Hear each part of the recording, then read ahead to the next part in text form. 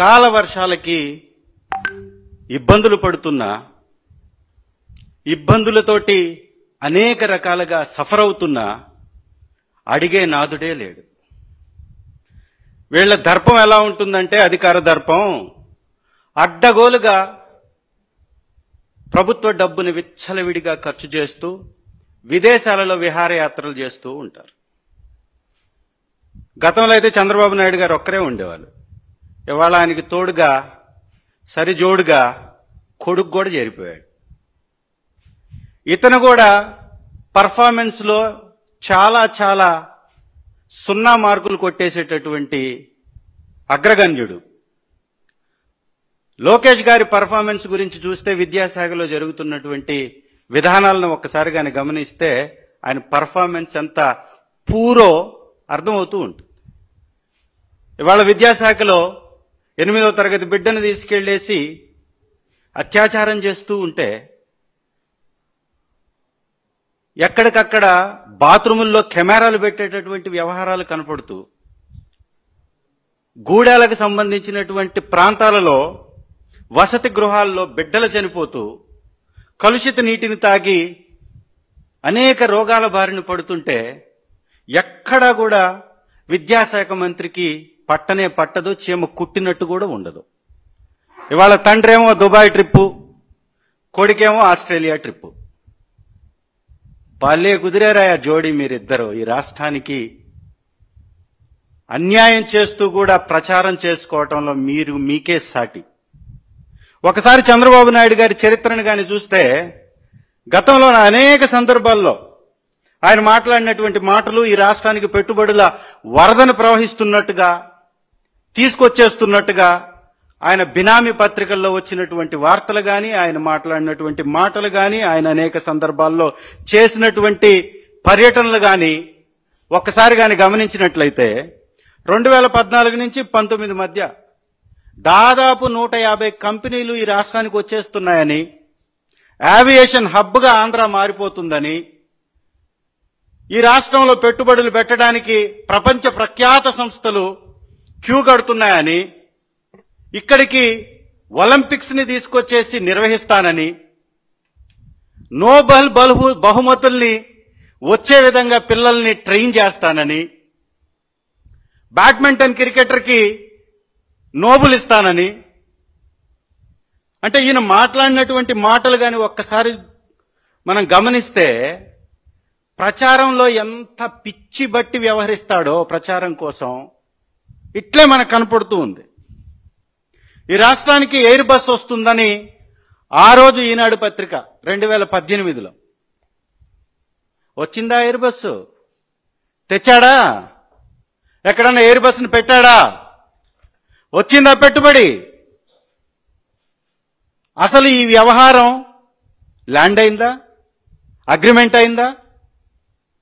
ఇదొకటి. రాష్ట్రానికి 150 సంస్థలు వచ్చేస్తున్నాయి. ఈనాడు పత్రిక రాసేస్తుంది టక్. ఆయన చెప్పటమే ఆలస్యం, అచ్చేసేస్తాడు, అడ్డగోలుగా ప్రచారం చేసేస్తాడు ఈనాడు. అదేవిధంగా హైబ్రిడ్ క్లౌడ్ వచ్చేస్తుంది ఈ రాష్ట్రానికి. హైబ్రిడ్ క్లౌడ్ ఈ రాష్ట్రానికి వచ్చేస్తుంది, పెట్టుబడులు పెట్టేస్తున్నారు, వందల లక్షల వేల ఉద్యోగాలు వచ్చేస్తున్నాయి, పడిపోతున్నాయి. ఇక్కడే రాష్ట్రం బ్రహ్మాండంగా అభివృద్ధిలోకి ముందుకు వెళ్ళిపోతుంది, కోట్ల పెట్టుబడులతోటి కళకళలాడేస్తుంది అంటాడు. తీరా చూస్తే ఒకటంటే ఒకటి రాదు. రాష్ట్రానికి సౌదీ అరామ్కో, ఇంకా పెద్ద తాటికాయంత అక్షరాలతో ఆంధ్రాకి అలీబాబా వచ్చేసినట్టు, పెట్టుబడులు పెట్టేసినట్టు, ఉద్యోగాలు ఇచ్చేసినట్టు, ఇక ఇక్కడి నుంచి మనకి భద్రత, ఉద్యోగాల కల్పన ప్రభుత్వానిది అని చెప్పేస్తాడు. హ్యాపీగా ఏపీకి పెట్టుబడుల వరద అని ఇంకొక వార్తను రాసేస్తాడు. ఇవన్నీ కానీ ఒక్కసారి నెమరు వేసుకుంటే, ఇవన్నీ ఊహాజనితమైనటువంటి ప్రచారాలు తప్ప పెట్టుబడులు సాధించటానికి కానే కాదు అనేది మాత్రం ఇవన్నీ ఉదాహరణలు మనం ఒక్కసారి గమనిస్తే ఇట్టే అర్థమైపోద్ది. ఎందుకు చంద్రబాబు నాయుడు గారు విచ్చలవిడిగా ఇవి విదేశీ పర్యటనలు చేస్తూ ఉంటాడంటే, జల్సాలకు అలవాటు పడ్డటువంటి మంత్రుల్ని, జల్సాలకి ప్రభుత్వ డబ్బుని విరివిగా ఖర్చు పెట్టడానికి అలవాటు పడ్డటువంటి చంద్రబాబు నాయుడు గారి ప్రభుత్వం మంత్రుల్ని, ఎమ్మెల్యేలని షికారులకు తీసుకెళ్తాడు. ఇక్కడ సంపాదించినటువంటి సంపాదనని అక్కడ దాచిపెడతాడు. అనేక సందర్భాల్లో మనం విన్నాం, సింగపూర్లో హోటళ్లు ఉన్నాయని, పెట్టుబడులు ఉన్నాయని, చంద్రబాబు గారికి సంబంధించినటువంటి అనేక పెట్టుబడులు ఇతరత్ర దేశాల్లో కూడా పెట్టుబడులు ఉన్నాయని మనం విన్నాం, చూసాం. ఈ రోజు కూడా గూగుల్లో కొడితే అనేక వార్తలు వస్తాయి, కుప్పలు తెప్పలుగా ఇబ్బడి ముబ్బడిగా వస్తాయి. ఎందుకు చంద్రబాబు నాయుడు గారు ఈ విహారయాత్రలు, విదేశీ పర్యటనలు అంటే పెట్టుబడుల కోసం కాదు సుమి, కేవలం దోచిన డబ్బుని దాచుకోవడానికి. ఈ 16 నెలల కాలంలో ఈ రాష్ట్రంలో వచ్చినటువంటి అడ్డగోలు అవినీతి సొమ్ముని భద్రంగా స్పెషల్ ఫ్లైట్లలో తీసుకెళ్లి దాచిపెట్టుకొని రావడానికే వారి యొక్క విదేశీ పర్యటనలు తప్ప ఇంకొకటి కానే కాదు. ఇది వాస్తవం, నిజం. ఎందుకంటే ఒక్కసారి మనం గమనించి చూస్తే, హైస్పీడ్ రైలు వచ్చిందా, అలీబాబా వచ్చిందా, ఏవియేషన్ హబ్గా ఇక్కడ పెట్టుబడులు వచ్చాయా, ఏదన్నా ఒక వ్యవస్థ ఇక్కడ 2014 నుంచి 19 వరకు పెట్టుబడులు పెట్టిందా? ఒక్కసారి గమనించండి, ఆలోచించండి. ఈ పెట్టుబడులు రాకపోయినా కూడా ఈ ప్రచారాన్ని 5 సంవత్సరాలు లాగించేస్తాడు. 5 సంవత్సరాలు లాగించేస్తాడు. ఎట్లుంటుందంటే ఈ ప్రచారం వారిది, 2017లో కిదంబి శ్రీకాంత్ గారికి షట్లర్ ఒలింపిక్స్ లో గెలిస్తే నోబుల్ ఇచ్చేస్తాడంట. అసలు నోబుల్ ఎందుకు ఇస్తారు, ఎవరిస్తారు, ఏ విధంగా నోబెల్ ప్రైజ్ ని అక్కడ సాధిస్తారు అనేది తెలియకుండా ప్రజలు పిచ్చేళ్లులే, చెప్పేవాడికి వినేవాడు లోకువే. ఇది వారి విధానం. ఏదైనా చెప్పేస్తుంటాడు. ఇప్పుడు కొత్తగా ఒక కొత్త భజన మొదలుపెట్టింది పచ్చ మీడియా. దుబాయ్లో పెట్టుబడుల కోసం విస్తృతంగా చంద్రబాబు నాయుడు గారు తిరిగేస్తున్నారంట. ఈ పెట్టుబడులు ఇంతకుముందు 2017లో కూడా అనేక సదస్సులకి, అనేక కంపెనీలకి వారు ఎంఓయూలు చేసుకొని అనేక కంపెనీలు వచ్చేస్తున్నాయని, ఒక్కసారి మనకి గతంలో ఏ విధంగా వారు చెప్పారో, ఎన్ని పెట్టుబడుల గురించి వారు మాట్లాడారో, విదేశాల్లో ఉన్నప్పుడు, ఇదే దుబాయ్లో ఉన్నప్పుడు ఎన్ని రకాలైనటువంటి వ్యవస్థల్ని తీసుకొస్తున్నామని అడ్డగోలుగా ప్రచారం చేశారో ఒక్కసారి నెమరు వేసుకుందాం మనం. 2016 డిసెంబర్ యుఏఈ కువైట్కి వారు వెళ్లిన సందర్భంగా పార్ట్నర్షిప్ సమ్మిట్ 2017కు సంబంధించి ఒప్పందాలు, స్మార్ట్ విలేజెస్ కి సంబంధించినటువంటి పెట్టుబడులు వస్తున్నాయని, అలాగే 4.39 లక్షల కోట్ల పెట్టుబడులు ఇక్కడ ల్యాండ్ అవుతున్నాయని, ఎంఓఈలు అయ్యాయని చెప్పారు. ఒక్కసారి ఆలోచించండి, 2016లో అయినటువంటి ఈ ఎంఓయూలో నుంచి ఒక్క కంపెనీ అయినా ఇక్కడ ల్యాండ్ అయిందా, పెట్టుబడులు పెట్టిందా?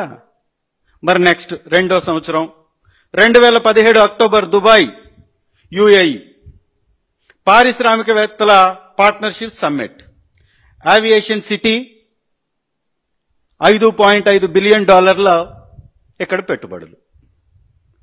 జాయద్ గ్రూప్ కి సంబంధించినటువంటి కంపెనీ పెట్టుబడి పెడుతుంది. దాదాపుగా $5.5 బిలియన్ పెట్టుబడి వస్తుందన్నారు. వచ్చిందా? పెట్టుబడి పెట్టారా? ఆ తర్వాత కాలంలో 2018 దుబాయ్ లూలు గ్రూప్ తీసుకొచ్చేస్తున్నాం, 2,000 కోట్ల పెట్టుబడులు పెట్టేస్తున్నాం అని చెప్పేసి చెప్పాడు. దాంతో పాటుగా అమరావతిలో మెడికల్ సిటీ,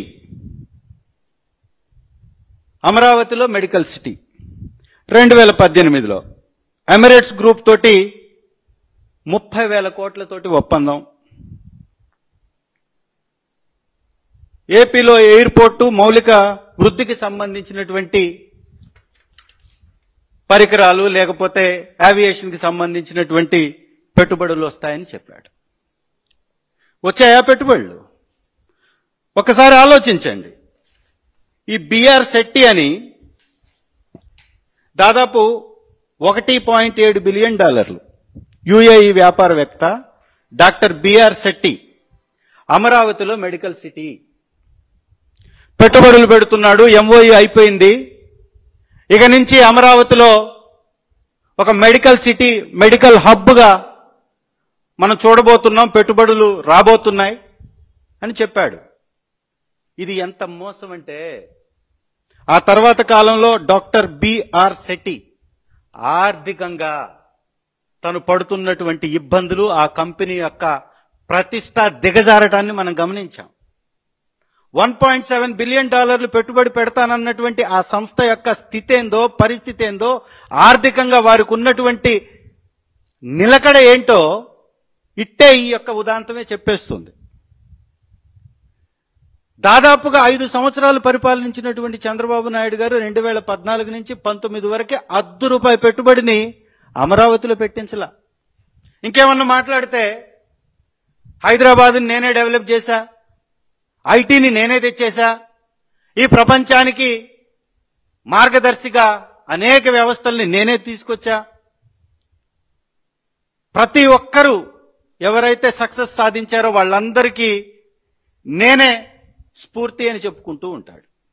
ఇంత స్ఫూర్తి కలిగినటువంటి వ్యక్తి, ఇంత దార్శనికత కలిగినటువంటి వ్యక్తి హైదరాబాద్కి చేసిందేదయ్యా అంటే, ఐటీ రంగాన్ని హైదరాబాద్కి పరిచయం చేసినటువంటి కాంగ్రెస్ పార్టీ హయాంలో వచ్చినటువంటి హైటెక్ సిటీ యొక్క క్రెడిట్ ని చోరీ చేసేశాడు, దొంగలించాడు.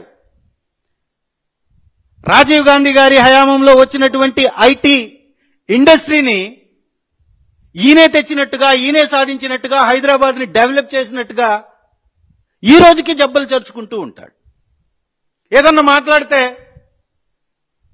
సముద్రాన్ని కూడా కంట్రోల్ చేస్తానంటాడు. తుఫానుల్లో వచ్చినటువంటి సముద్రాన్ని కూడా కంట్రోల్ చేస్తానన్నటువంటి వార్తలను మనం చూసాం ఆ రోజు తుఫాను సందర్భంగా వెళ్ళి మాట్లాడినప్పుడు. అంటే ఏమిటిది? ఏమిటి విచ్చలవిడితనం? నిజంగా ఇంతటి ప్రచార పిచ్చి కలిగినటువంటి వ్యక్తి ఇంకొకరు ఉన్నారా అంటే లేరని ఖచ్చితంగా చెప్పొచ్చు. ఎందుకంటే మంచినీళ్ళు ఇస్తానయా అని చెప్పి ఓట్లు అడిగే నాయకుడు ఉంటాడు ఏ దేశంలో అయినా, ఏ రాష్ట్రంలో అయినా, ఏ ప్రాంతంలో అయినా. మంచి మద్యాన్ని ఇచ్చి ఓట్లు అడిగేవాడు ఉంటాడా? ఓట్లేయండి, మంచి మద్యాన్ని ఇస్తాము, మీ కుటుంబాలని చిన్నాభిన్నం చేస్తాం, విచ్ఛిన్నం చేస్తాం, మీ ఆర్థికంగా మిమ్మల్ని దగా చేస్తామని చెప్పేటటువంటి నాయకుడు ఉంటాడా? దాన్ని కూడా ఉపయోగించేసుకున్నాడు.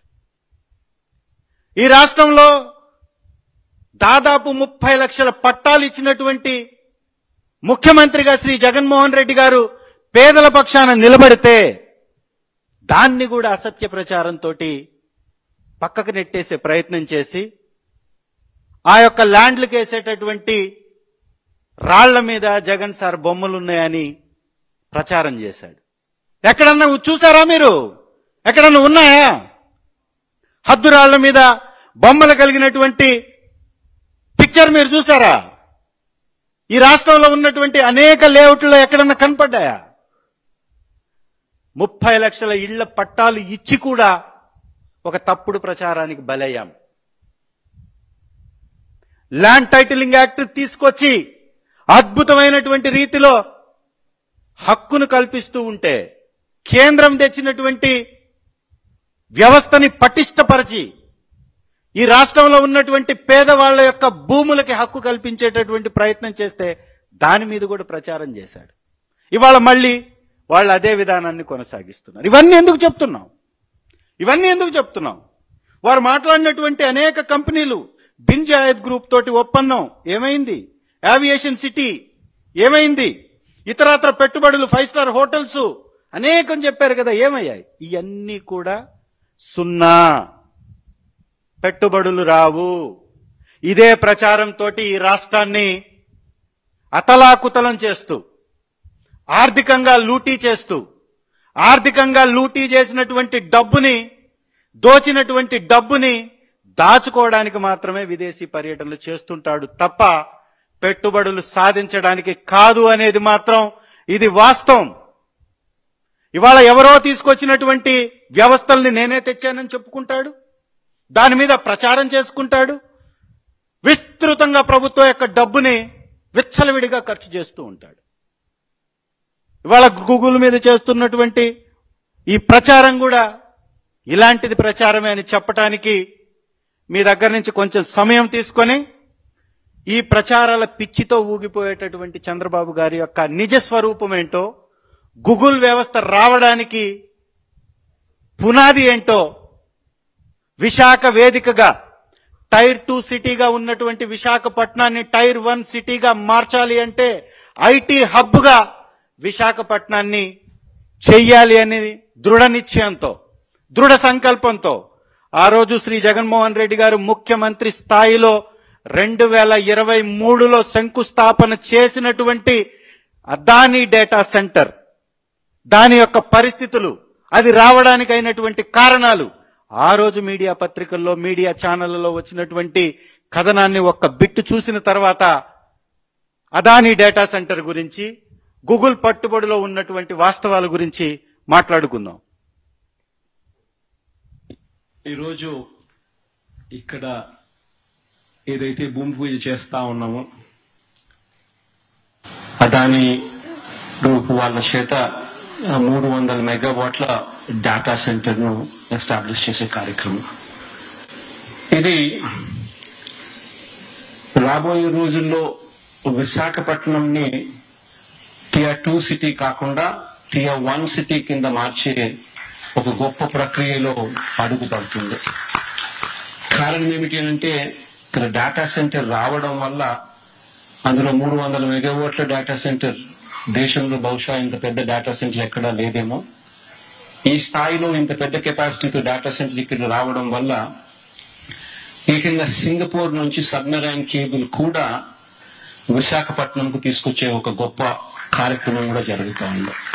300 మెగావాట్ల డేటా సెంటర్ ఒక్కటే పెట్టడమే కాకుండా ఇక్కడ అదానీ గ్రూప్ వాళ్ళు బిజినెస్ పార్క్ పెట్టడము, ఐటీ స్కిల్ ఫెసిలిటీ పెట్టడము, ఆ తర్వాత రిక్రియేషన్ సెంటర్స్ కూడా ఇక్కడే ఎస్టాబ్లిష్ చేయడం వల్ల ఇవన్నీ కాంబినేషన్ తో విశాఖపట్నంలో దాదాపుగా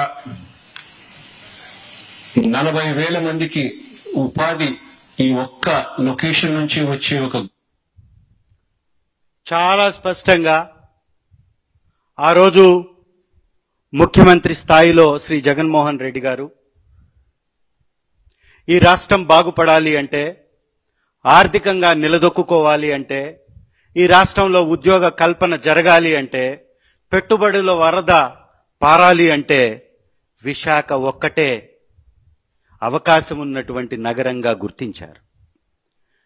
ఈ రాష్ట్రంలో ఉన్నటువంటి అత్యంత అంతర్జాతీయ ప్రమాణాలు కలిగినటువంటి నగరం విశాఖపట్నం అనేది అక్షర సత్యమని ఆ రోజే చెప్పారు. ఆ రోజు విశాఖపట్నాన్ని ఒక ఫైనాన్షియల్ హబ్గా, ఒక ఇంటర్నేషనల్ ఐటీ హబ్గా, ఒక వ్యాపారానికి అనువైనటువంటి ప్రాంతంగా నిర్ణయించడానికి అక్కడున్నటువంటి మౌలిక వసతులు, రవాణా వసతులు కారణమని స్పష్టంగా చెప్పారు.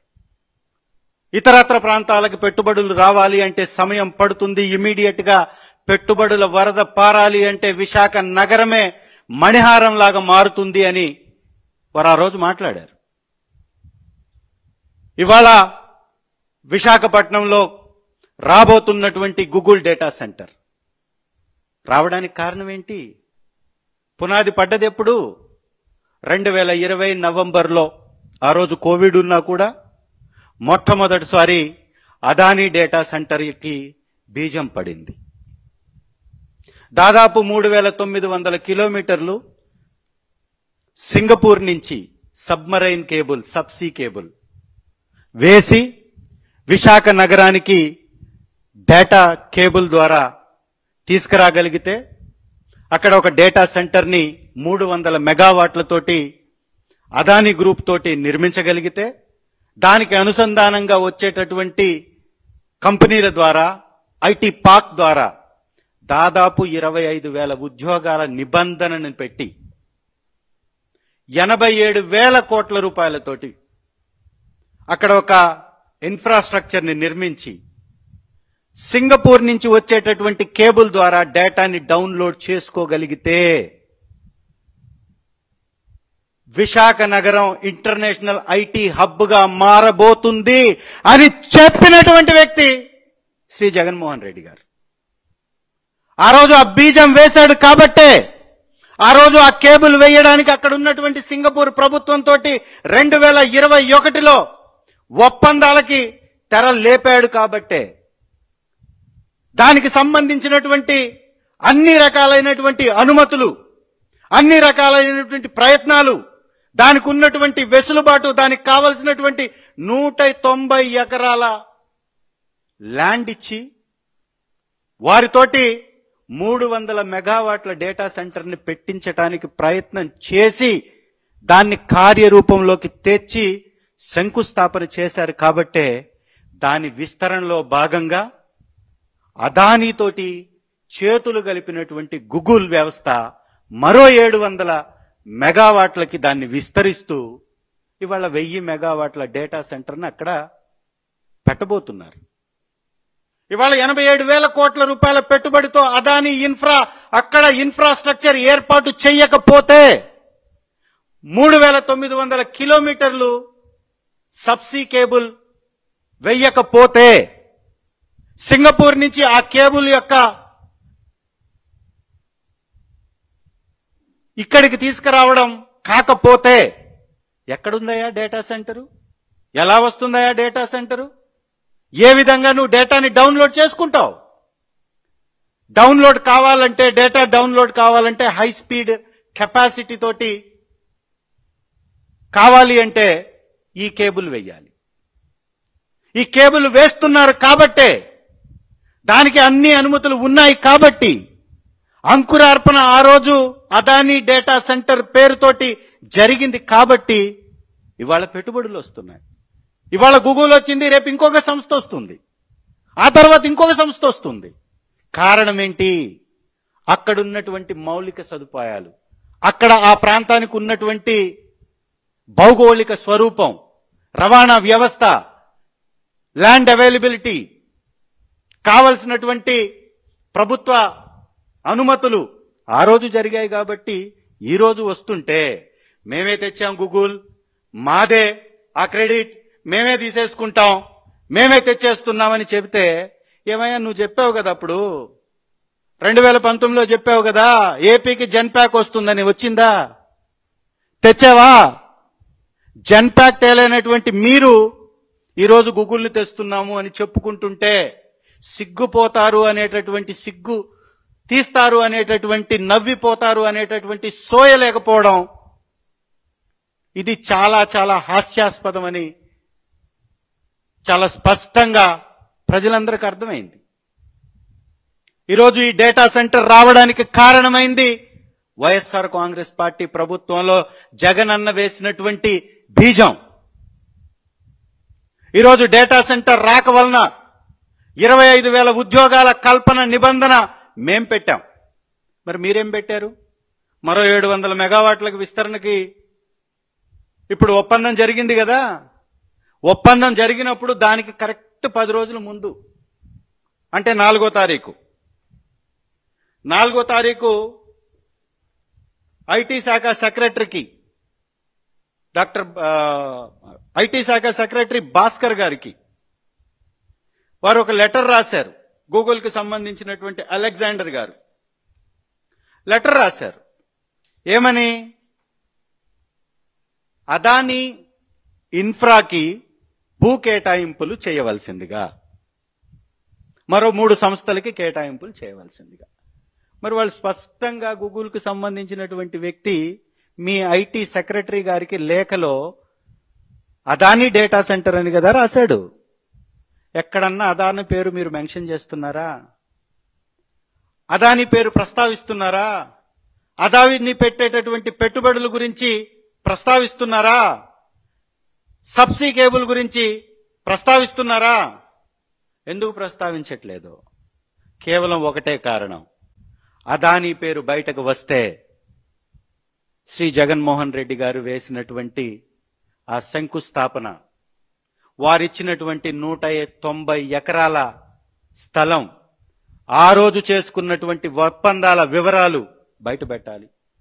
బయట పెడితే 300 మెగావాట్ల డేటా సెంటర్కి కొనసాగింపుగానే గూగుల్ వస్తుందనేది బయటపడిపోతుంది. ఇది బయటపడిపోతే జగన్ గారికి క్రెడిట్ వస్తుంది, జగన్ గారి విధానాలకి క్రెడిట్ వస్తుంది. ఆ రోజు జగన్ గారు విశాఖపట్నం వేదికగా పెట్టుబడుల కోసం ప్రయత్నాలు బయటకు వస్తాయి. విశాఖపట్నం వేదికగా ఆ రోజు చేసుకున్నటువంటి ఒప్పందాలు బయటకు వస్తాయి. ఆ ఒప్పందాల్లో ల్యాండ్ అయినటువంటి ఇన్వెస్ట్మెంట్లు బయటకు వస్తాయి. శ్రీ జగనన్న ఆ రోజు తెచ్చినటువంటి సంస్కరణలు బయటకు వస్తాయి. ఇవన్నీ వస్తే 40 సంవత్సరాల నాయకుడికి క్రెడిట్ రాదు, క్రెడిట్ తీసుకునే అవకాశం రాదు. కాబట్టే ఈ రకమైనటువంటి ప్రయత్నం చేస్తున్నాడు. చాలా స్పష్టంగా మరొకసారి వారి మీద, వారి పర్యటనల మీద స్పష్టమైన ఆధారాలతోటి ఆరోపణలు చేస్తున్నాం. విదేశీ పర్యటనలు చేస్తుంది విహార యాత్రలకి మరియు సంపాదించిన సంపాదనని దాచుకోవడానికి తప్ప, దోచుకున్నటువంటి డబ్బుని దాచుకొని భద్రంగా పొందుపరుచుకొని విదేశాల్లో పెట్టుబడుల కోసం తప్ప పెట్టుబడులు రప్పించటానికి కాదు అనేది మాత్రం ఇది చాలా క్లియర్. చంద్రబాబు నాయుడు గారు దాదాపు 16 సంవత్సరాల నుంచి ముఖ్యమంత్రి,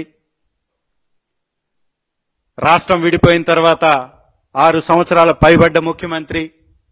నిజంగా ఆయనకి దార్శనికత ఉంటే, ఆయన సంపద సృష్టికర్త అయితే అమరావతిలో ఒక్క సంస్థ పెట్టుబడి పెట్టిందా? ఒక్క కొత్త వ్యవస్థ వచ్చిందా? విశాఖ నగరంలో వచ్చిన పెట్టుబడులు అంటే ఆ రోజు విశాఖ నగరం మంచిది, దానిలో పెట్టుబడులు వస్తాయి అంటే ప్రచారం చేశారు, తప్పుడు ప్రచారం చేశారు. అక్కడ నిర్మించినటువంటి అద్భుతమైనటువంటి భవనాల మీద కూడా విస్తృతమైనటువంటి విషపు ప్రచారాన్ని ఈ రోజుకి చేస్తున్నారు. మరి మీ కలల రాజధాని, ఊహల రాజధాని, పేదల పొట్టలు కొట్టి లక్షల కోట్లు పెడతామంటున్నటువంటి రాజధాని అమరావతిలో ఏమయ్యా, ఎందుకు పెట్టుబడులు తీసుకురాలేదు అని ప్రజలు అడుగుతున్నారు. సమాధానం ఉందా చంద్రబాబు గారు మీ దగ్గర? సమాధానం ఉందా లోకేష్ గారు మీ దగ్గర? ఏదో క్రికెట్ స్టేడియంలో మాట్లాడుతున్నటువంటి ఫోటో లోకేష్ గారిది వాళ్ళు వేశారు, జ్యోతి పేపర్లు అనుకుంటా బహుశా. పెట్టుబడులు పెట్టాలి అంటే స్టేడియాల్లోకి వెళ్ళి ఫోటోలు దిగి ప్రచారాలు చేసుకోవాలా? వచ్చినటువంటి పెట్టుబడుల గురించి చెప్పొచ్చు కదా. 2014 నుంచి 19 వరకు తెచ్చినటువంటి పెట్టుబడుల గురించి చెప్పొచ్చు కదా. ఆ రోజు ప్రభుత్వం మారడం వలన రానటువంటి వ్యవస్థలు మీ వలన అని వైఎస్ఆర్ కాంగ్రెస్ పార్టీ గురించి మాట్లాడారు కదా, మాపై తప్పుడు ఆరోపణలు చేశారు కదా. ప్రభుత్వం మారడం వల్ల పెట్టుబడులు రాలేదు అని ప్రచారం చేశారు కదా. ఇవాళ ప్రభుత్వం మారి 16 నెలలు దాటిపోయినా ఒక్క కొత్త పెట్టుబడి అమరావతిలో పెట్టుబడి రాలేదు అంటే ఇది దగా మోసం కాదా అని అడుగుతున్నా. అమరావతి పేరుతో దోపిడీ చేస్తుంది నిజం కాదా అని అడుగుతున్నా. ఈ నగరాన్ని 2 సార్లు అధికారంలోకి వచ్చి కూడా నిర్మించలేకపోతే నగర నిర్మాణం జరుగుతుందా అని అడుగుతున్నా. ఈ రోజుకి ఒక్క పెట్టుబడి రాకపోతే ఉద్యోగ కల్పన జరుగుతుందా అని అడుగుతున్నా. అమరావతి నిర్మాణం ఒకవేళ ప్రభుత్వానికి భారమైతే వైద్య కళాశాలల మీద మీరు చేస్తున్నటువంటి ప్రచారం పీపీపీ పద్ధతి మంచిదంటున్నారు కదా, మరి అమరావతిని కూడా ఆ మంచి పీపీపీ పద్ధతిలో నిర్మించి ప్రజలకి ఇవ్వచ్చు కదా. పెట్టుబడులు పెట్టించి అమరావతిలో ప్రజలకి ఇవ్వచ్చు కదా. ఇది అంతా ఒక నాటకం, బూటకం. తెలుగుదేశం పార్టీ చంద్రబాబు నాయుడు గారి ఆధ్వర్యంలో జరిగేటటువంటి ఒక విస్తృతమైనటువంటి తప్పుడు ప్రచారమే తప్ప వాస్తవాలు లేవు అనేది ప్రజలందరూ గమనించాలని మరొకసారి తెలియజేస్తూ, ఇకనైనా నిద్ర వేడండి. ఎమ్మెల్యేలు కొట్టుకు చస్తున్నారు ఒకరికి మధ్యలో. 50-60 మంది ఎమ్మెల్యేలు సర్వేలు చేస్తే డిపాజిట్లు కోల్పోయే పరిస్థితి ఉందని వస్తుంది. అయినా నిద్ర లేవట్లా. వ్యవసాయాన్నేమో దండగంటాడు, పెట్టుబడులు రాకపోయినా పెట్టుబడుల కోసం అంటాడు, విద్య ప్రైవేట్ పరం చేయాలని తహతలాడతాడు, వైద్యాన్ని కూడా ప్రైవేట్ పరం చేయాలంటాడు. ఇలాంటి తప్పుడు విధానాలపై ప్రజలు కూడా అప్రమత్తంగా ఉండాలని ప్రజలకు కూడా తెలియపరుస్తూ సెలవు. Thank you.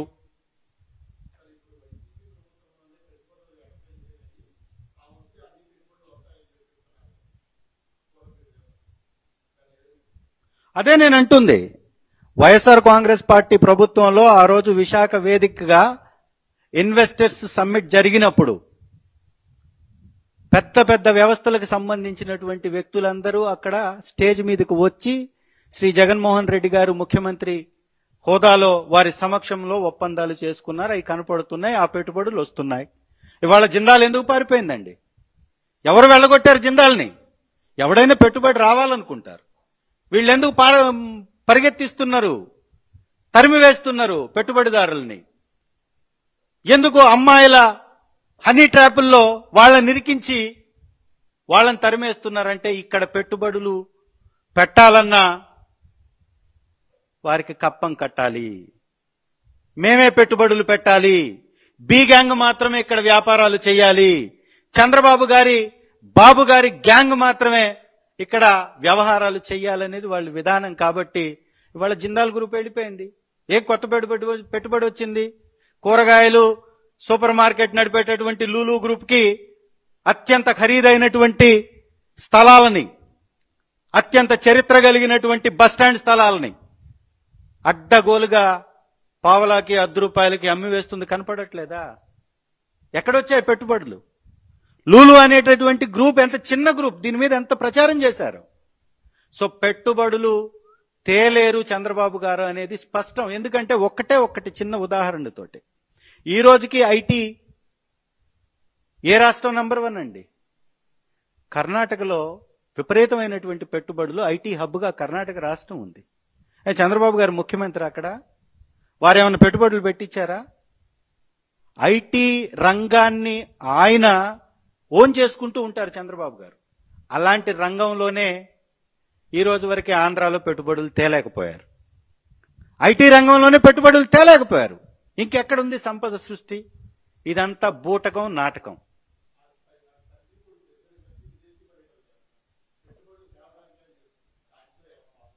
నేను చెప్పాను కదా, ఈ విదేశీ యాత్రలు దోచిన డబ్బును దాచుకోవడానికే తప్ప పెట్టుబడులు తీసుకురావడానికి కాదు, పెట్టుబడులు పెట్టడానికే అని చెప్తున్నాను.